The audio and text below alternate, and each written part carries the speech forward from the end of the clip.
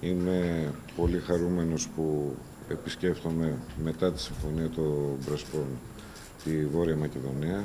Много съм радостен по поради това, што после подписувањето на договорот во Преспа се наоѓам овде во Република Северна Македонија Και συναντώ το φίλο μου Υπουργό Μεταφορών. и се среќавам со мојот пријател министер за транспорт.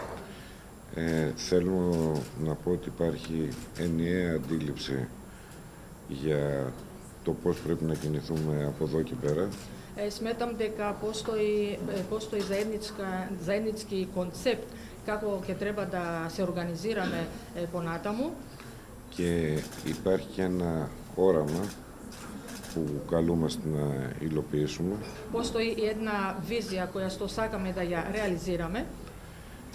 Αν ταξιδέψει κανείς στις χώρες της κεντρικής Ευρώπης, Ако некој патува во земјите од Централна Европа, θα διαπιστώσει ότι μετακινείς από τη μία χώρα στην άλλη, χωρίς να καταλαβαίνεις πού είναι τα σύνορα.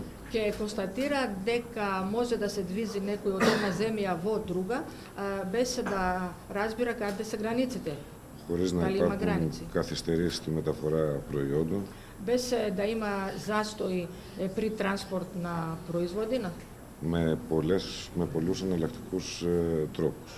со многу алтернативни начини.